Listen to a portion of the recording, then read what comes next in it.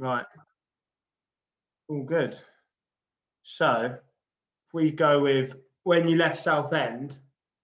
Mm-hmm. So were you there 8 years? 8, 9 years? Yeah, 8 years, yeah. Was it your choice to go, or did they have? Because you need a testimonial. I know testimonials don't seem to be a big thing now, but no, not really my decision. I spoke with the club. We'd got relegated from the Championship, and we had a season in League One. We made the League One playoffs, and then we lost in the playoffs to Doncaster Rovers. Yeah. After the game, the manager at the time told me that he wanted me to stay, and what do I want?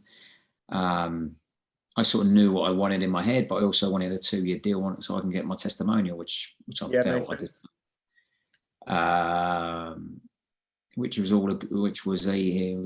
He was like, "Oh, see the problem with that? Sounds fine. Yeah, no problem." So at the time, I was quite happy, and that was what I thought was going to happen.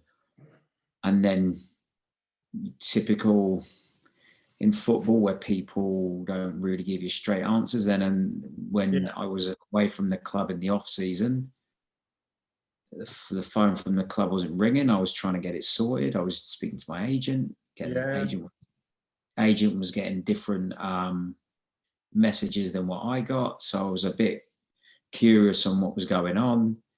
I then spoke with the manager, who told me that it was the owner. Then I spoke with the owner, who told me it was the manager. It was a bit of a shambles. And in football, in life, you just rather people just be straight down the line, even if they're it's not what you want to hear, but you just rather know, wouldn't you?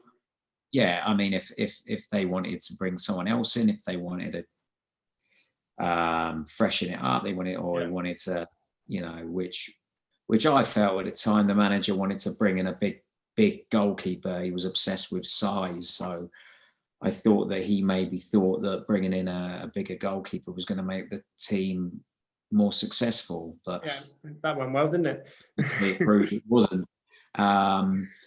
So I was getting messed around. It was very amateur at the time. I was really,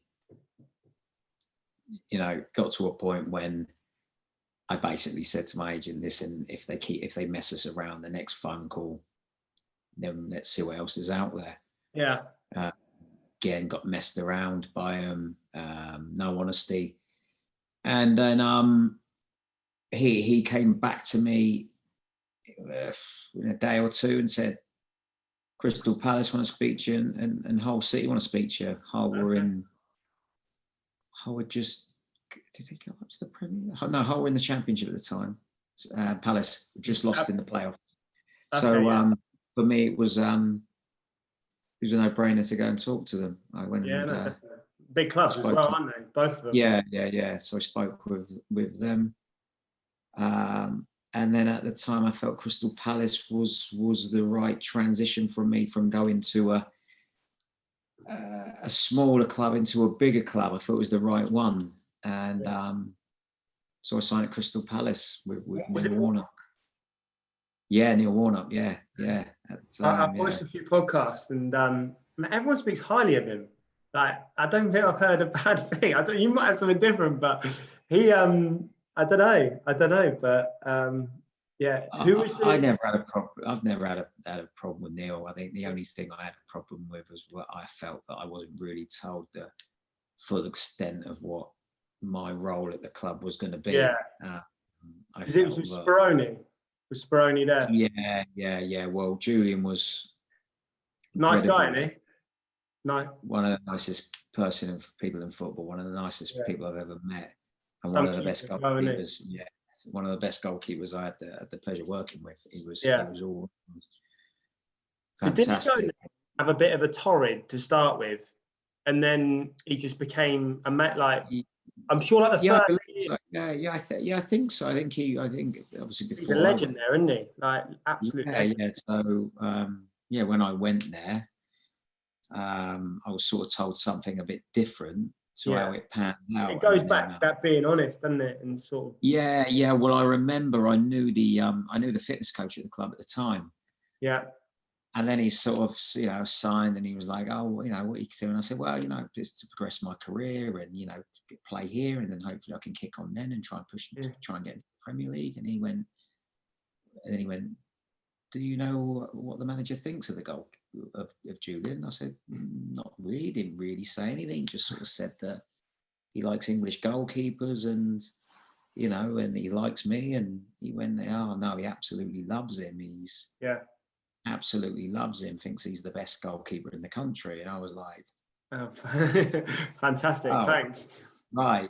And then lo and behold, I think we were playing pre-season games, and we would play Everton, and Julian playing against Everton, and then we'd play Crawley Town, and I would play against Crawley. At that point, you're thinking, "Oh no!" Yeah, hold on a minute, I can smell a rat here. So was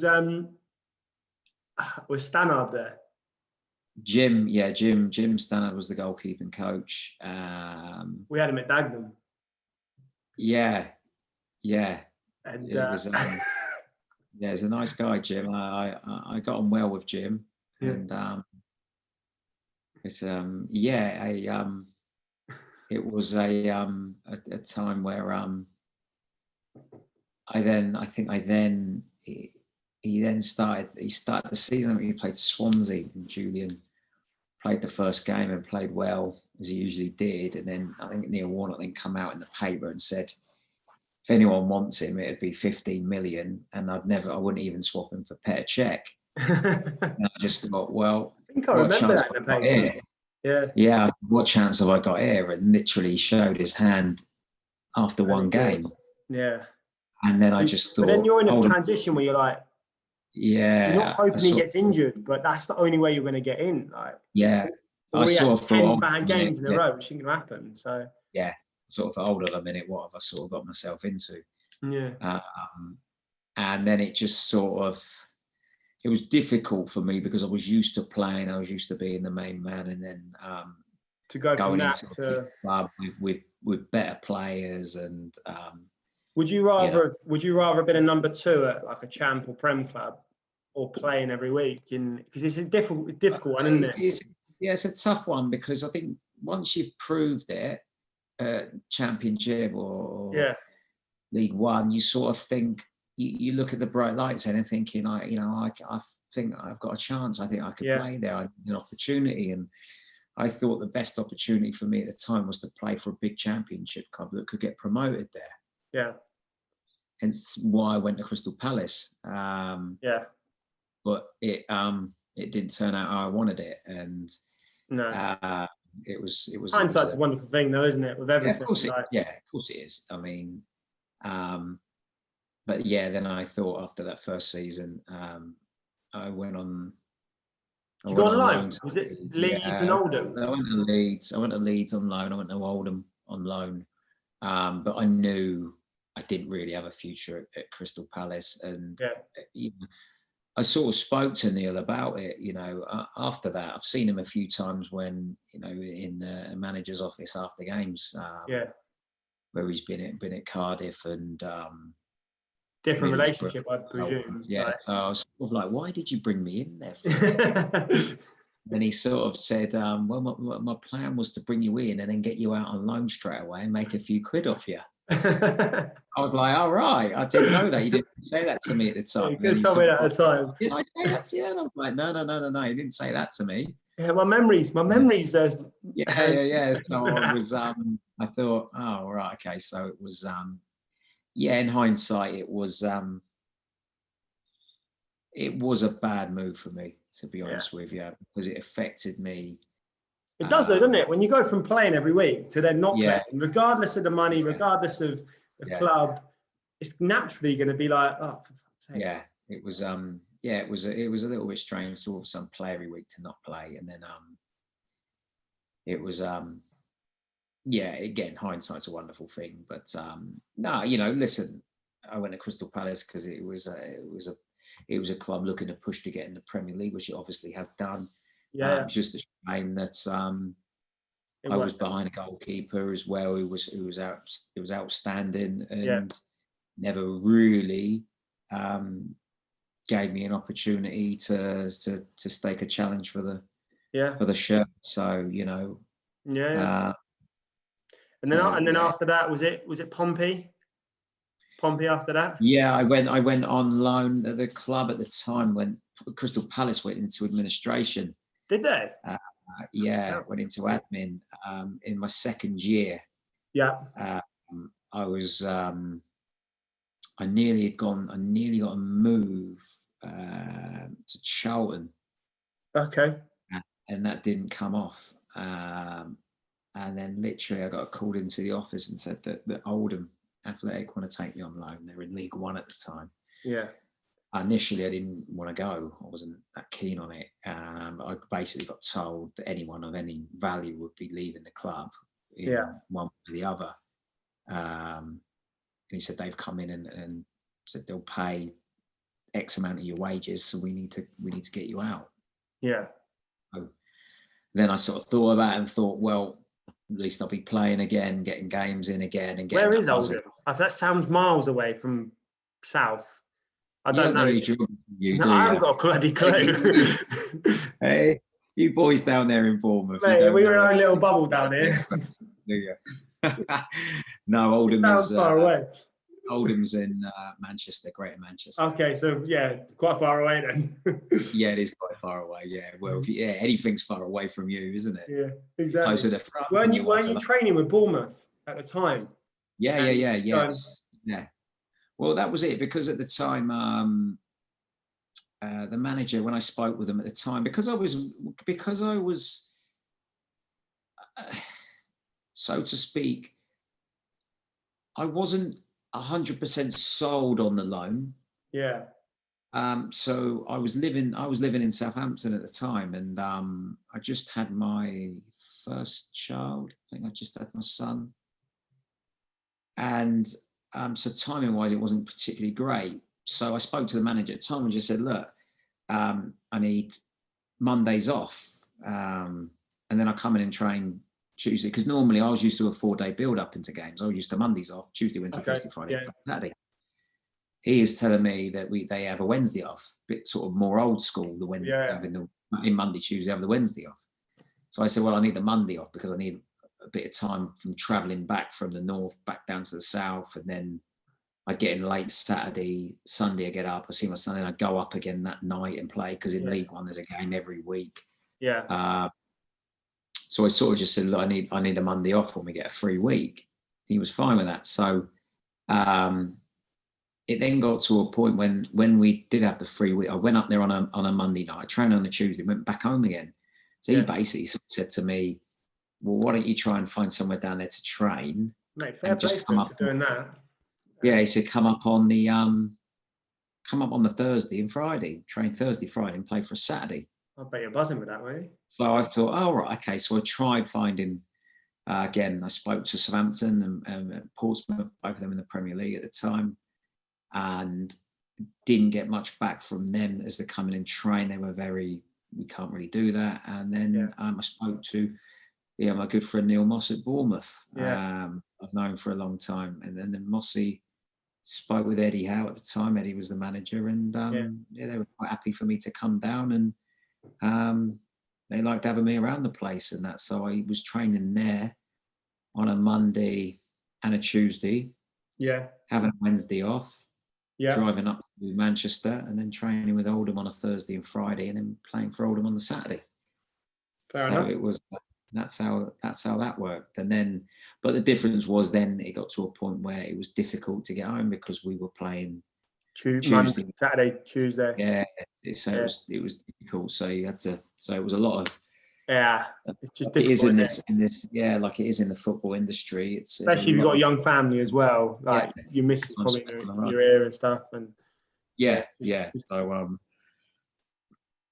but it served a good purpose for me because I think I got like 20 games under my belt for them, and that helped me get my move to Portsmouth. Were they champ at the time, Portsmouth? Yeah, they just got relegated from the Premier League. Is this when it went a bit south? Because didn't the club didn't they go a bit? It gave me the opportunity, I think, because they'd just been relegated from the Premier League and just lost the FA Cup final to Chelsea. and I think they had a little bit of financial problems after that. So they didn't have the money they resources. Because David James, I'm sure, played in that cup final. Jamie was the goalkeeper there at the time, yeah, and then he left. Jamie Ashdown? Jamie was there, yeah, and then obviously I think I was in a pretty good position because, you know, they couldn't obviously have tens and thousands to sign a goalkeeper. So yeah, so it worked out well, right on your doorstep as well. Yeah, then found me. So it was yeah, I knew at the time it was probably not a great move football-wise, because the manager at the time said he wanted to give Jamie a chance because he'd been at the club a long time, which I felt fair enough. Yeah. But it got me the opportunity to be back home with my family. Sometimes there's more to it than football, isn't there? Yeah, it gave me the opportunity to go to the club. Was it Cottrell? Why am I thinking Steve Cottrell?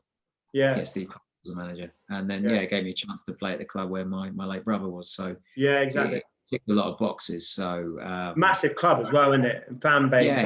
Yeah, huge club. Yeah, it is a huge club. I remember going there like League Two, and they were having a stinker. Like, I'm going to say they were like near the relegation zone. Like 18,000 there. Like just the fans were really, just, you know. So they're really passionate. They're really passionate about the football in Portsmouth. You know, love their team and really get behind. I mean, if you go to Fratton Park and there's 19,000-20,000 there. Yeah, it sounds like it's 40,000 there. Yeah, you know, it's so loud. It's one of the loudest grounds you could go to, and they get guy with a bell just. After 60 minutes, you're like, oh, please stop. Yeah, they are really good. They are really good supporters there, and if you put a shift in and you know, work hard, they'll back you regardless of what the result is. You know, that's what I like. If the team's tossing it off and not putting the work in, and they let you know about it. So yeah, exactly. It's, you know, when you go there, you have to put a shift in, or you'll get a lot of abuse. You know, it wasn't. You know, you go to a lot of clubs. You know, you see people doing fancy flicks and a few, you know, bits and bobs and that, and they seem to buzz off it and like it. It's not like that there. You have to work. Yeah, which is rightly so. They applaud you off, you know, which is right, you know. Yeah. So it was something that I wanted to do. I knew probably football-wise it wasn't going to tick the box, but you still hope, you still think maybe. Yeah, of course, anything can happen, can't it? Goes in first game, goes injured. Yeah. You get in, do well. I had experience on Jamie. I had more games under my belt. I mean, he played at a few more games at a higher level than me, but I sort of experience. You know, I got the edge, and if I get the opportunity, I would stay. And so that's why I always harboured hope. But again, he didn't play. He did pretty well, and didn't really pick an injury up or really lost. When it's like that, you kind of got to just put your hands up and you say, "Fair enough." The other fella, like, you know, again, and I think it's one of those. I think I played my part because I think anyone that's worked with me and, you know, been at a club with me know how I work and how I sort of train every day, and, you know, I always bring it, and I think that contributed a lot to Julian at Palace and that season out at Portsmouth with Jamie. So I feel as though I played my part in them having good seasons. Yeah, and then after that, that's where we met. Was Bournemouth, wasn't it? It was. Yeah. With the Baghdad stopper and Neil Moss. I remember it. I remember it quite fondly, actually. But I remember it was quite awkward, I think. If I was speaking honestly, like in terms of, I think Jow, or sure, a good guy and everything, but thought he was playing, and then you got in. You played every game, didn't you? Give or take, but pretty much every game. It wasn't that strange because I was contacted by the manager, and he said that the goalkeeper, obviously you're talking about Shwan Jalal at the time, was offered a new contract by the club, and he had turned it down, and then they went back in. and offered him an improved one on what they offered. And again, he turned it down. The manager then said to me, look, we're going to go in one more time with him. If he turns it down, would you come in? Yeah. And I said, yeah, obviously, of course I would. You know, it was, I thought I would go there and play. And it was funny, Bournemouth, because it's a club I always wanted to play for. I always wanted to go to Bournemouth. But even back then, the ground was decent. Yeah. I know what they've gone on to do, but the ground was decent. Mossy, by the way, how good was Mossy as a coach? It was still there now, but it ticked every box, and obviously I knew Mossy, so I think you know, the goalkeeper you're talking about turned his contract down 3 times. Yeah. And when I went in, I think he thought he was going to go with the old manager to his club, and I think that's what he was hanging his hat on. Then that never materialised for him. So I came in, and it was you know, let's go for it. And exactly. I knew. I think after a couple of games, I was told that I'll be playing.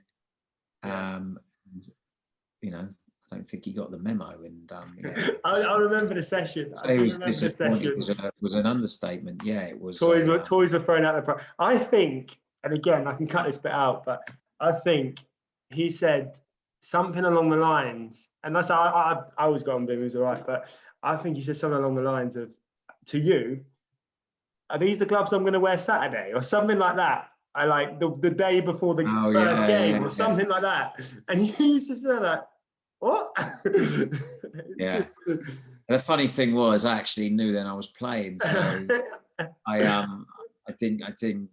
don't know. I mean, I've gone on to get on all right with Schwan. I think at the time it was maybe hurt him a little bit, and whether you had a good season, didn't you? You played what? I think you played, from memory, you played every game. Yeah. I can't remember really any mistakes, or very little. And I think it was only until Paul Groves came in the last 2 games when we had nothing to play for. I think you sat on a bench, but I think up until that point you played every game, maybe apart from the Mickey Mouse Cups and stuff. But I played 44 out of 46 in the league. I did play in the cup games as well. I did actually play in them, the FA Cups, the League Cup. Playing there. I don't think I played in the JPT or whatever you call it. Trophy, no, it's called. But I think I played nearly 45 to 50 games. That season, and it was a good season. It was just the fact is that coach came in from the academy, and I've never seen a club like at that time, because I was gutted when Bradders gone, because I love working with Bradders. And a first team revolved around so much of a youth team. So that when he come in, I just remember sat there going, and I was only a kid, and but like the youth team would be training, the whole youth team would be sort of training with the first team. It was just a bit strange. And I mean, look what happened, but it was exactly. Did you see the club? Because I didn't see the club going the way they went. I don't think anyone could. Anyone could. I know money got put in, but even so. I think when Eddie came in, you had a sense that something could happen, or something could be achieved. Were you there when Eddie come in, or did you? Yeah. Well, I knew Eddie anyway. Believe it or not, I think I'm older than Eddie. I think I'm a bit older than Eddie. So I knew Eddie from like my youth team days, and throughout the years. And obviously I trained at Bournemouth a few years when I was at Crystal Palace. So I sort of knew Eddie anyway when he came in. But unfortunately, in the pre-season of that season, I tore the labrum in my shoulder, which is the where the arm attaches to the collarbone. There's like a ball and socket. I came out, I think I was playing Bristol City in the final pre-season game, and I come to punch a ball from a corner. And the player as I punched it from the top of his head, he grabbed my arm and I bounced back and he pulled my arm forward and I felt my arm pop out. Yeah. It came out, but what it did is it tore the muscles around my shoulder. Yeah. So I carried on playing and it got to a point I just it was sore. I got it X-rayed, had an MRI scan on it, and then it was torn in that, and then literally, I didn't really know what to expect, and then got told I would be out for 8 months with it. So 8 months, that's a long time, isn't it? Yeah, that's a season. It's a season, isn't it? So I did actually go and get a second opinion on it, and I think I got a month shaved off it. I think you said about yeah, cheers, mate. It was a bit of a I was a little bit gutted. And then Ed came in after about, I think David James come in. I think Schwann started, but he signed James, didn't start to do well. And then they actually came to me just before my op because the surgeon actually said that you could carry on playing, but eventually you would have to get it done. And then Paul Groves come to me at the time and after sort of shafting you a little bit. Yeah, a little bit, because what I was disappointed with Paul was because towards the end of the season he said to me he wanted to have a look at Joe playing games, and he wanted just to give him to see what he was like. So I said at the time, well, I don't want you coming out saying I've lost my place or I've been dropped or left out. You just say what you've said to me, basically. Yeah. And he said, yeah, of course I will. When asked, I'll say that I'm looking at the squad and blah, blah, blah. And then when literally, no, he then sort of said that I wasn't playing and he was and didn't back me. And I sort of felt that he didn't really want me playing, and I sort of knew that. And it's just it's opinions, isn't it? You go from players, you were the number one by without any questions, and then all of a sudden there was a lot of politics involved in that. And then I had the injury. The start of the season didn't go too well, and then I think they came back to me a week or two before I was going to go in for my op, and then asked me, can I play even with my shoulder injury? And they would play me on Saturday even though I hadn't trained. Cheers. I basically said, well, if I do that for you and I get an injury and I'm still injured, like say I play for you for the next 3 or 4 months, I get that injury and then I'm out 7 months. My contract expires. Yeah. You need to extend my contract. Yeah. And then sort of like, and I just said to him, well, if you're not going to do that, I'm not going to do you don't want to risk that for what? No. You know No, basically I knew he wouldn't. I knew he needed a quick fix, and I knew he just needed me to come in and steady the ship a bit maybe. And I again, like you just said, there were things there that I was disappointed in, and like I said, if he would help me out, I probably would have helped him out, but that's how it really. And then that worked out. Yeah. So then I think he brought David James in, and then Ryan Alsop, wasn't it? Yeah, he came in. Yeah, Ryan came in. But so it was a shame. Because I'd like to have, I think it would have worked with Eddie, but then, luckily enough with Eddie, he kept giving me new contracts. He gave me a new contract when I was injured, and he kept giving me new deals to stay around at the club, and I think he liked having me around. And probably because you're obviously not just ability, but a good person to have around as well. Yeah, definitely. I always wanted to play, always wanted to push, always wanted to stake a claim, and that, probably now I look back on it a bit older, a bit more wiser, and probably should have just accepted what I was, but that wasn't me. I wanted to play, and but that's the fire in the belly a little bit.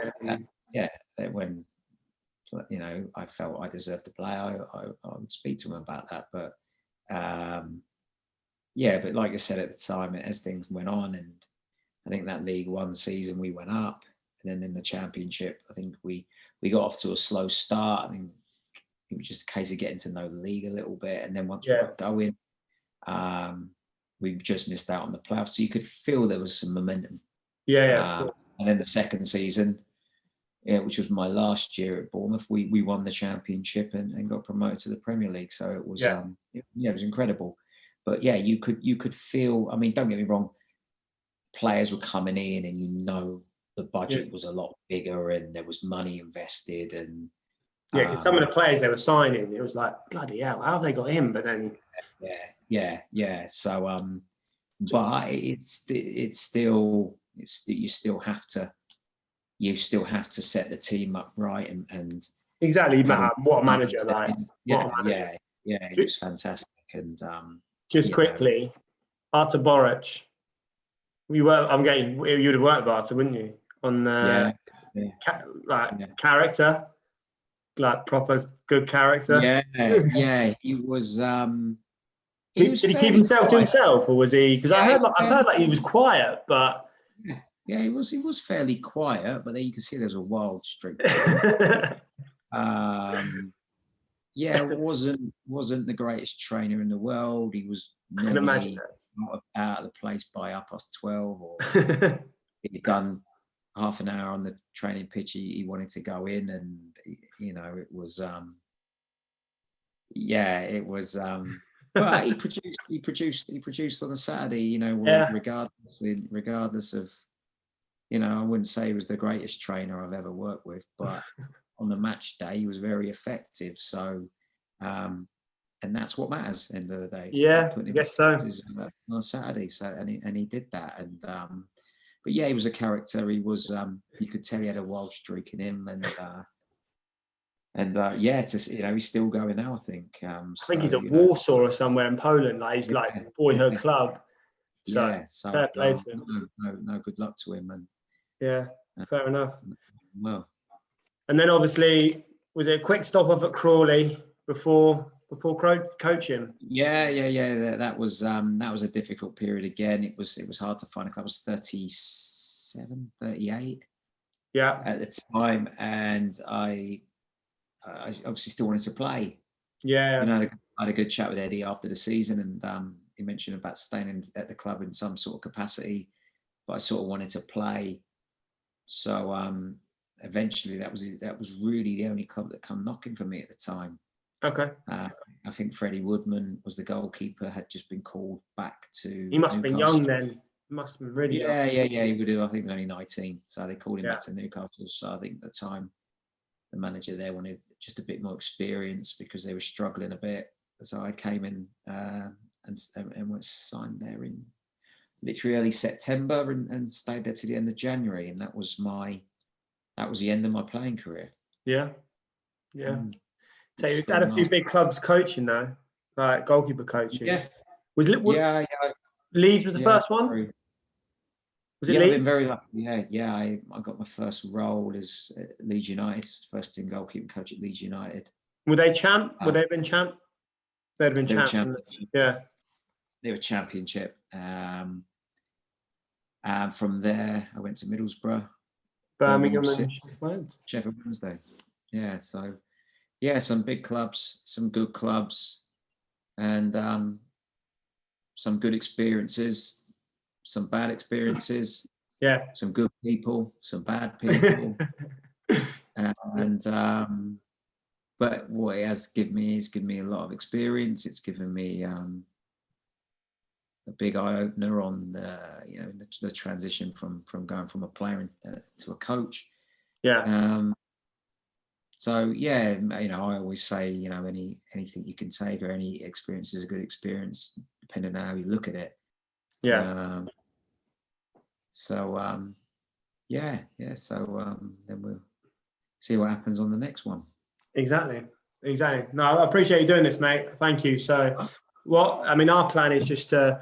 I'm going to interview a guy that was at Torquay with a bit of a character, just a good guy, and and then just message a few people. Like I've got a couple of people on social media, and just see, just set it up. Really, like I said, I'll probably get a bit more familiar with it, with asking questions and do that. Speak to Moss. I don't think he'll do it. I don't think he'll do it. Just knowing what Mossy is, I can't see him. I'll ask him, but I want to get a few under my belt first before I did, just to put it out there. And just tell him I've done it. He'll do it, won't he? Yeah, hopefully. I think he'd be funny like with it. You know, quite a dry sense of humour and stuff. Well, it's one of those, mate. You've got to be a little bit. Yeah, you be diplomat. Let me just stop this. How do I end recording? Stop recording.